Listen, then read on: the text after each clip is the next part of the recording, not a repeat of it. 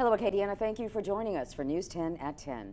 An Opelousas inmate is on the run after escaping. News 10 has learned that inmate has evaded custody before. His last escape happened nearly 2 years ago. Raymond Howard first escaped from the St. Landry Parish Courthouse in January of last year. He was incarcerated then for simple battery of the infirmed and 4 bench warrants. Howard's latest escape happened Friday. Now, this time around, he was in jail for numerous charges, including escape, third-degree rape, and simple burglary. News 10's Britt Lafaso explains how the inmate escaped not once, but twice. The inmate Raymond Howard was inside of a transport van with other inmates that was stopped at this red light.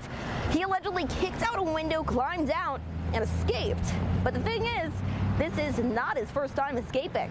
He got out of his prison clothing and kicked out a window of the van at the back of the van and literally bailed out head first. That was on Friday. According to the sheriff's office, Howard ran through parking lots and neighborhoods until he ran into the woods.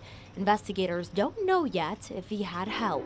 We've also not completely been able to determine how he was able to remove his restraints from him. That's something the sheriff's office has seen before with this inmate nearly 2 years ago.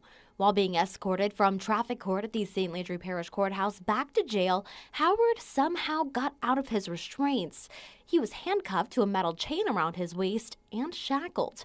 His escape route was also a little unusual. Opelousas is filled with drainage canals, many of them cemented, which allow you to use it as a pathway to rapidly move from one area of town from another. In both escapes, Howard got out of his restraints.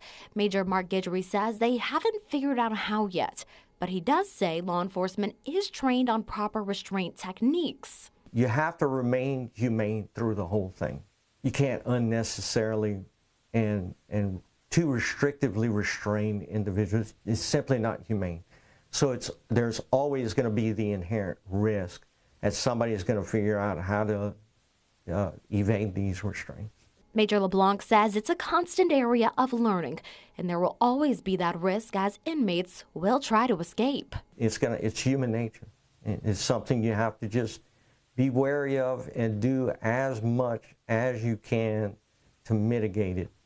If you see Howard or know where he may be, contact St. Landry Parish Crime Stoppers.